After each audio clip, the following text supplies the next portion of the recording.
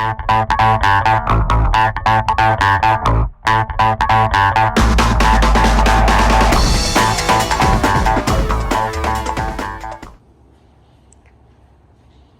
so this evening I'm working on my sister-in-law's Honda Civic. So this is a 2015 Honda Civic, and what has happened is, as you can see, this thing is just rotted away and it's in pretty bad shape. So we're going to change this. There's no other way to fix it. You have to change this entire thing. And this is the passenger side door. So the very first thing you need to do is there's a screw right there that you have to remove. And on this side there's none, as you can see. So when you remove this screw, this piece, you can remove it, and once you remove this piece, then you have access to this whole thing. And this thing is just clipped on with a few clips. So let me show you exactly what a new one looks like. So there are a few. This is how it comes. And how do you tell which one is for what door? So you really have to take it out from the plastic bag and match it. And that's exactly what I did. So this one is for this side. That's my little kid. He's playing around. All right, so this is the new one. And here you can see these are the clips. So it's just nothing. It's just a clip-on thing that goes onto the door, and you just snug it in. And same thing on this side. Yes, buddy? I don't know what he's saying, but okay, so we're gonna remove the old one with the clips and put this in. Now you don't really have to move these clips around to match where those clips exist, because the entire door, I mean, it should clip on anywhere. So I'm gonna go ahead and remove this screw, and then I'm gonna try it. Now you can try to pry off right around here as well, but since you can see this is at an angle, so it's better to remove this out of the way. So you're not breaking this off while removing this. So just one screw and a little bit of shuffling of this will save you from breaking this. And then we're going to just pop this out using some tools. Okay, so I removed this one screw, and this thing just should come off. There you go. So you see this lip right there? And this much is good. You don't really have to do the whole thing. And there you can see, I mean, normally you can use a prying tool, but it seems like this one is coming off already. The prying tools I was talking about is like this, something like this. Daddy. Yes, buddy? Yay. What? What? No. Or something like this, so you can use. You want one? Huh? And what you can do is just kind of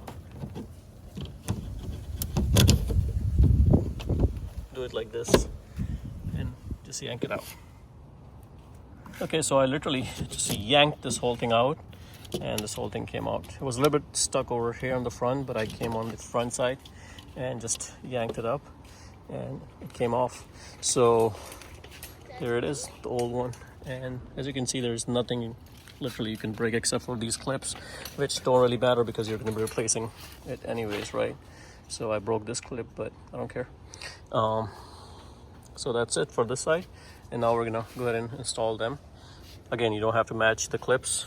The entire thing is just a metal piece, so all it's doing is grabbing onto it. It's probably a good time for you to take a rag and just clean this. Okay, so now we're just matching it to make sure it is the one that we need to replace, and as you can see, it is. And it had 4 clips. This one broke off from the old one. So to install this, I'm gonna already clean this area, as you can see, just water and rag. I'm just gonna go ahead and put this on. Daddy. Clips. Daddy. Yes, buddy. Clip goes in, so as you can see, clip goes in just like that. And right from here, you just have to make sure this is like this. Just insert it. This thing just lights on like that. And now just insert this whole thing. And honestly, that's all there is to it. There's a rubber piece that meets the very bottom, and that's it. You can peel off the plastic, and it's already in snug. And all I'm gonna do is just put this screw back in. And guys, that's all there is to it. The back one is almost the same. The back one. I'll go ahead and remove this screw and move this out of the way. And there's this screw for this one. So that's the only difference in the back one. The rear door is you have to move this because the tabs are over here and there's a tab over here, and that's it.